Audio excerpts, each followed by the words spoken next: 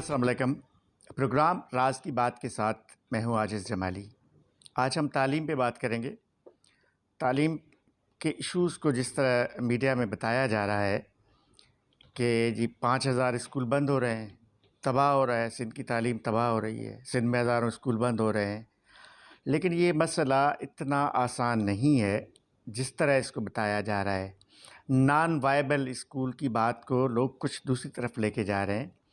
ये गैर मुतहरिक, गैर फ़ाल और ऐसे स्कूल हैं, स्कूल में नहीं बिल्डिंगें हैं, इमारतें हैं, एक कमरे की इमारतें हैं जो खाली इमारत खड़ी है और कुछ नहीं है उसमें। तो हमने सोचा कि इस पूरे मसले को लोगों के सामने लाया जाए। इस वक्त मेरे साथ सिंध के वज़ीर तालीम सरदार शाह साहब मौजूद हैं। हम ज़्यादा बात करने से बेहतर है कि हम उन्हीं की ही ज़बानी आपको बताएं कि ये नॉन वायबल स्कूलों का मसला है क्या, और सिर्फ 2 जुमले नहीं हैं कि 5,000 स्कूल बंद हो रहे हैं या 10,000 स्कूल बंद हो रहे हैं, लेकिन इसका एक काफ़ी पस मंज़र है, पेश मंज़र है। शाह साहब अस्सलाम वालेकुम। जी सलाम वालेकुम। पहले तो ये आप ये प्रोपेगेंडा हो रहा है कि आप सिंध में स्कूल बंद कर रहे हैं।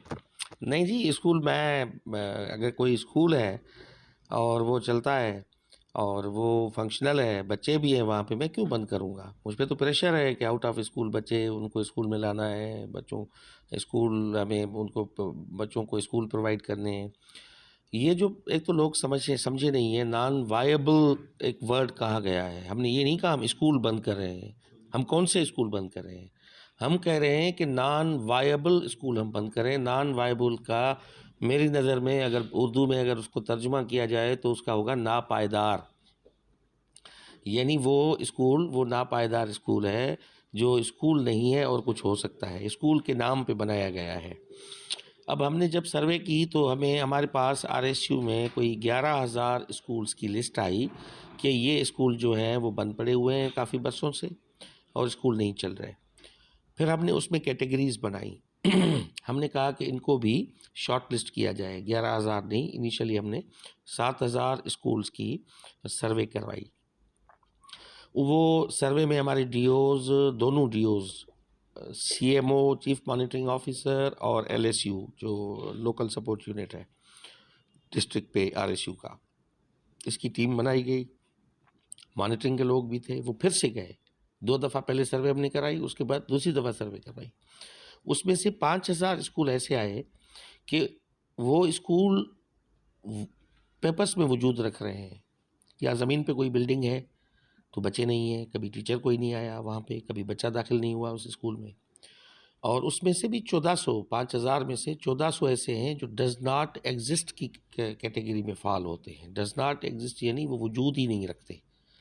बिल्डिंग भी नहीं है, कुछ भी नहीं है, कागज़ों में वो पड़ा हुआ है कि कोई स्कूल है, वो ढूंढ के थक गए। घोस्ट आप इसको कह सकते हैं कि जो पेपर में मौजूद है बाकी ज़मीन पे ना हो, स्कूल ही नहीं है।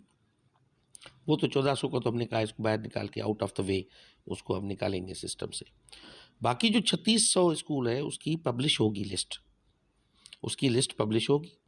अगेन फिर भी किसी को भी कोई उसके हवाले से कोई उसका राया है या वो समझता है कि ये स्कूल गलत आ गया है लिस्ट में, तो सेक्रेटरीट में एक रिड्रेसल कमेटी बनेगी, कंप्लेंट रिड्रेसल कमेटी बनेगी शिकायत सुनने के लिए। उनको सुना जाएगा, वो आके प्रूफ करेगा, आजिज़ आएगा कि आके कहेगा कि भाई मेरे गांव का स्कूल है, इतने बच्चे हैं, ये सब कुछ है और आप स्कूल बंद करें, ये गलती से आ गया है, ये किसी ने जानबूझ के दे दिया, लिस्ट में नाम दे दिया है, तो हम उसको निकाल देंगे। हमारा कोई ज़िद थोड़ी है कि हम ये करेंगे या वो करेंगे। तो वो आके 3600 स्कूलों की वेरिफिकेशन करने के बाद ये प्रोसेस हमारा चलेगा 1 महीने तक। 1 महीने के बाद फाइनली हम उसको क्लोज़ करके अपनी लिस्ट से निकाल के उसकी सेमी स्कोर भी ख़त्म करके, और उसका जो अगर ऐसे नहीं कहीं पे किसी ने करवा लिया तो वो ऐसे नहीं हम शिफ्ट करेंगे वहाँ जहाँ बच्चे हैं, जहाँ उस्ताद है, जहाँ पे गाँव है, कोई स्कूल चल रहा है, वहाँ पे करेंगे।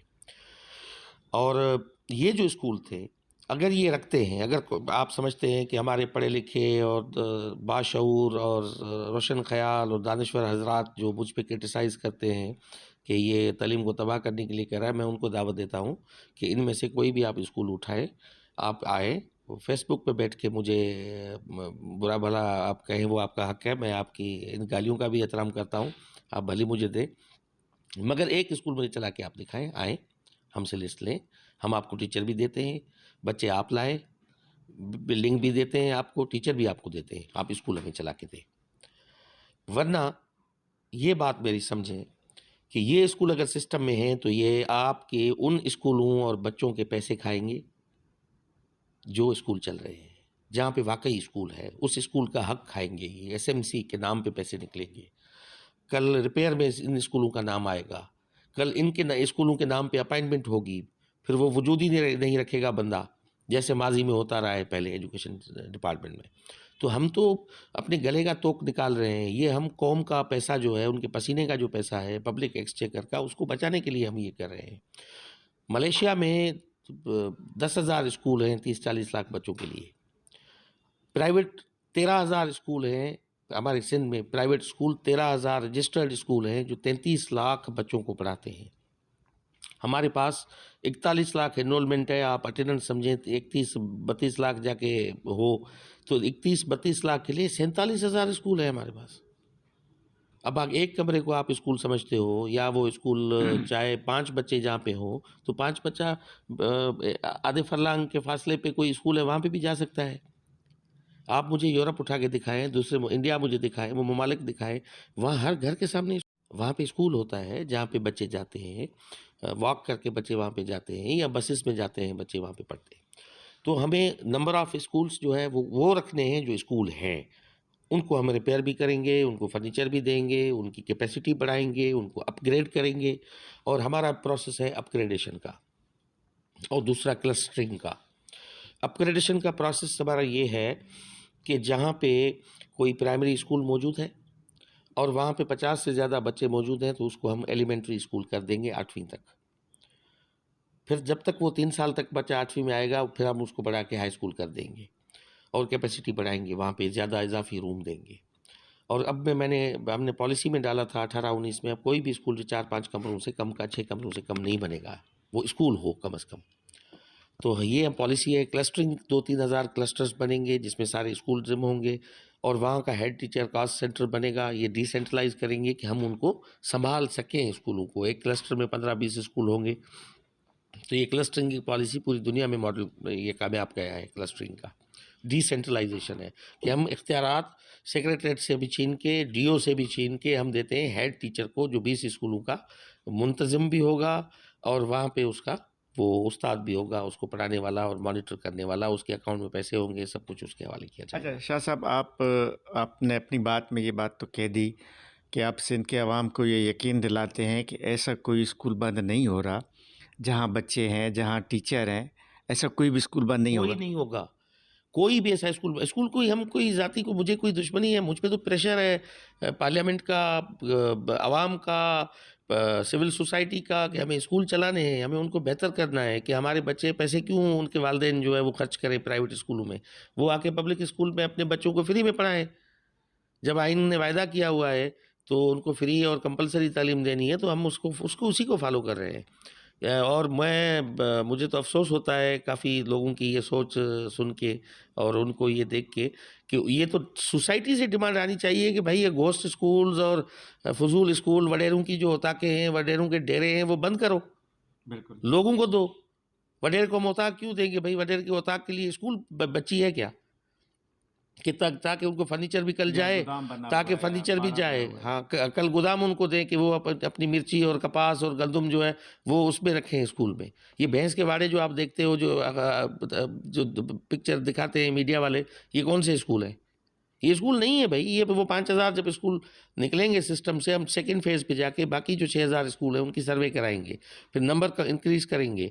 और जहाँ पे भी ज़रूरत है, नई आबादी हुई है, क्योंकि सिंध वो खिता है जहाँ पे शहरी समाज बढ़ रहा है, अर्बनाइजेशन जो है वो बड़ी तेज़ी से बढ़ रही है, नई आबादियाँ हुई हैं, तो वहाँ पे ज़रूरत है स्कूल ओपन करने की। तो ये सेमी स्कूल बचा के हम उनको देंगे जहाँ पे ज़रूरत है। जहाँ पे अच्छा, अब ये स्कूल जो तकरीबन 20 साल 15 साल पहले बने थे, 25 साल, कुछ ये ऑब्जर्वेशन है या आपको यकीनन बताया गया होगा, ये स्कूल क्यों बनाए गए, किसने बनाए और इसके पीछे लोगों का क्या इंटरेस्ट था? देखिए, ये स्कूल ज़्यादातर जो स्कूल बने वो बने मुशर्रफ साहब के दौर में, जब तालीम को सूबे से छीन के सूबाई दारुल हुकूमत से छीन के उसको डिस्ट्रिक्ट हुकूमत के हवाले किया गया। और वो जब उसके दौर में जब ये नाज़िम साहबान आए तो ईडीओ जो है वो उसका सेक्रेटरी एजुकेशन होता था। इख्तियार उनका था, फिर जितनी स्कूलें बढ़ाएँ, जिसको दें, कुछ भी करें। फिर लोकल गवर्नमेंट पे ज़ाहिर बात है वोट जो है वो लोकल लेवल का वोट है, वहाँ से आए थे। जिसको चाहिए कोई होता का कमरा, वो कहते हो कम्युनिटी हॉल का तो प्रोविज़न नहीं है, तुम्हें स्कूल दे देता हूँ। तो कम्युनिटी हॉल के तौर पे ओताक के नाम पे, डेरे के नाम पे स्कूल दिया गया। अब एक-एक कमरे का, 2-2 कमरे का स्कूल किसी के बना हुआ है। वो साहब जो यूनियन का नाज़िम खुद था, उसको अपनी ज़मीन पे ओताक नहीं थी पक्की। उसको अगर 2 कमरे सरकार की कंपाउंड वॉल और वाशरूम के साथ मिल जाते तो वो उनके लिए तो बड़ा मसला आसान हो गया। तो ज़्यादातर मुशर्रफ के ज़माने में स्कूल बने और वो क्योंकि डिस्ट्रिक्ट लेवल पे था, कोई मॉनिटरिंग नहीं थी, कोई ऐसा सिस्टम नहीं था उसको चेक करने का। और डिस्ट्रिक्ट नाज़िम जो थे वो मुतलक़िल अनान अपने इलाके के बादशाह बने हुए थे, प्रिंस थे, और वो जिसको चाहते उसको स्कूल दे देते थे। तो ये तकरीबन उसी दौर के स्कूल, ज़्यादातर स्कूल उसी दौर के। 20 साल के बाद काफ़ी स्कूल ज़ुबून हो चुके हैं। बिल्डिंग जो है वो किसी पर्पज़लेस थी, तो उसका कोई पर्पज़ था नहीं तो ख़त्म हो चुके हैं। तब इन सबको हम ज़हन में अच्छा, रखें। कुछ तो ऐसे भी जो रिपोर्ट्स शाया हुई, आपने बताया आप सही, कि एक ही गांव में 20-20, 30-30, 40-40, 60-60 स्कूल भी बने थे। ये भी हुआ? 64 स्कूल अरबाब-उल अमरीम की कम्युनिटी के लोग हैं। उसका नाम है वावड़ी दोरा, छाछरो तहसील का वो गाँव है। उस गाँव में 64 स्कूल बने हुए हैं। अब मुझे बताइए, अगर कोई मुझ पे भली तनकीद करे, वो कहे मुझे 64 स्कूल एक गाँव में हो सकते हैं, नहीं हो सकते, पॉसिबल ही नहीं है। तो बाकी हम क्या करें? चलो, हमारे पास 20 कमरे हैं, एक-एक कमरे के 20 कमरे हैं। 20 कमरों को उठा के हम हाई स्कूल चला सकते हैं। एक क्लास वहाँ पे, दूसरी मर्जर पॉलिसी के तहत। बाकी क्या करूँगा 44 स्कूलों का? उसको क्या करूँ मैं? रख लूँ? कि आपके पैसे चले अच्छा, जाएँ? इसमें जैसे आपने फरमाया कि घोस्ट स्कूल थे 1400, तो जिस तरह बता रहे हैं, तो इन 1400 घोस्ट स्कूलों के घोस्ट टीचर्स भी होंगे, या जितने नॉन वायबल स्कूल्स हैं उनमें कोई घोस्ट टीचर्स की कोई तादाद भी है, या मिसिंग टीचर्स, या ऐसे टीचर्स जो हैबिचुअली गायब हैं, इस तरह का कोई है? अक्सर घोस्ट जो बिल्डिंग्स होती हैं, आपने भूत बंगले देखे सुने होंगे, उसमें भूत ही रहते हैं ना। तो डेफ़िनेटली ये घोस्ट स्कूल 1400 जो रिकॉर्ड में रखे गए, वो फ़कत इसलिए रखे गए होंगे कि वहाँ पे कोई घोस्ट अपार्टमेंट हो जाए। वो कनाडा में साहब बैठा हुआ है और वो उस स्कूल में उसने टीचर तैनात किया हुआ है, बच्चे हैं ही नहीं। बच्चे नहीं हैं तो पेरेंट नहीं होंगे, पेरेंट नहीं होंगे तो किराए नहीं होगी। कोई पूछेगा ही नहीं कि ये साहब आया नहीं, आज पढ़ाया नहीं, ये है कहाँ पे? तो फिर सिस्टम में चलता रहेगा। वो तनख्वाह बैठ के किसी और मुल्क में ले रहा होगा, रिटायर भी हो गया होगा, हमें पता ही नहीं चला। अब तो ये निकालने के बाद मैं इंक्वायरी करवाऊँगा कि इन स्कूलों के नाम पे क्या अपॉइंटमेंट्स हुई, कितने झूठे जो है वो फ़ाइल बने, सर्विस रिकॉर्ड बना उसका, और सब उस पे वो अपॉइंट हुए, कितनों के नाम पे पैसे निकले, कितना रिपेयर पे खर्च हुआ। तो मैं इस पे बिल्कुल इंक्वायरी कंडक्ट कराऊँगा, और जहाँ-जहाँ भी मैं देखूँगा कि यहाँ ये हुआ है और अभी तक वो अफ़सर मौजूद है हमारे सिस्टम में, तो उसको बिल्कुल सज़ा मिलेगी। और क्योंकि हम मिसाल कायम करना चाहते हैं कि आइंदा कोई इस किस्म की प्रैक्टिस ना हो, इसको हम बंद करें। अच्छा, अब ये सिर्फ देहात का भी इशू नहीं है, जो हमारी इतलात हैं, कुछ शहरों में भी इस तरह की कुछ ऐसी बिल्डिंग्स हैं, ऐसे स्कूल्स हैं जो शायद एक कमरे की ना हो, 3 या 4 कमरे की हों, लेकिन ऐसे घोस्ट स्कूल कराची और हैदराबाद जैसे शहरी इलाकों में भी मौजूद हैं। उसके बारे में कुछ है? जी हाँ, शहरों के स्कूल्स की भी लिस्ट इसमें आई है। कुछ शहरों में भी कुछ स्कूल शामिल हैं जो स्कूल बनाए गए थे स्कूल के नाम पे, बच्चों के नाम पे, मगर वहाँ पे किसी और पर्पज़ के लिए वो स्कूल इस्तेमाल हो रहे थे। तो डेफ़िनेटली हमें तो जो नापायदार है, जो स्कूल की कैटेगरी में फ़ाल नहीं होता, स्कूल नहीं है और कुछ है, तो उसको हम निकालेंगे। कोई स्कूल बंद नहीं हो रहा। जो बंद हो रहे हैं, वो या तो भैंसों के बाड़े हैं, या तो गोदाम हैं, या फिर उताक हैं। यानी ऐसी इमारत जिसको किसी और पर्पज़ के लिए, किसी और मकसद के लिए इस्तेमाल किया जा रहा है, और ये 20 साल कबल बनी हैं ऐसी इमारतें, या 15 साल पहले। तो इन इमारतों का कोई कार्य नहीं है, कोई ज़रूरत नहीं है महकमा तालीम को, लेकिन बताया ये जा रहा है कि स्कूल है। लेकिन सरदार शाह ने, आपने सुना, वज़ीर तालीम सिंध ने वाशगाफ अल्फाज में ये कहा कि जहाँ भी स्कूल होगा, जहाँ भी बच्चे होंगे और जहाँ भी स्टाफ होगा, वो स्कूल बंद नहीं होगा। 1400 तो घोस्ट स्कूल हैं, क्लियर हो गया। वहाँ यकीनन जैसे इन्होंने फरमाया कि घोस्ट असातिज़ा भी होंगे, उनके ख़िलाफ़ भी कार्रवाई होगी। तो बहरहाल इस परसेप्शन को, इस तासुर को दुरुस्त होना चाहिए जो पैदा किया जा रहा है मीडिया के थ्रू कि कोई स्कूल बंद हो रहे हैं या कोई तालीम को नुकसान हो रहा है। कोई सिंध में स्कूल बंद नहीं हो रहा। वज़ीर तालीम ने बिल्कुल वाज़ेह अल्फाज में कह दिया, जो बंद हो रहे हैं जैसे मैंने आपको बताया वो तालीमी इदारे नहीं हैं, वहाँ पे कोई तालीम नहीं दी जा रही, वहाँ कोई स्टाफ भी नहीं है, वहाँ कोई बच्चे भी नहीं हैं। अलबत्ता सियासी मकासद के लिए एक-एक कमरे की इमारत बनाई गई थी, जो अब बहरहाल वैसे ही 20 सालों से बेकार पड़ी है। तो अब और लेकिन फ़ंड्स उसके लिए महकमा तालीम दे रहा है, उसके लिए एसएमसी फ़ंड्स महकमा तालीम दे रहा है और बाकी बाकी बहुत सारे अखराजात हो रहे हैं जिस तरह इन्होंने फरमाया। तो इस बात को क्लियर होना चाहिए कि ये सिंध में तालीमी इदारे बंद नहीं हो रहे, स्कूल बंद नहीं हो रहे। आज का प्रोग्राम आपको कैसा लगा? आपको यकीनन हमारा ईमेल एड्रेस स्क्रीन पे नज़र आ रहा होगा या व्हाट्सएप नंबर, उस पे अपनी फ़ीडबैक से हमें ज़रूर आगाह कीजिएगा।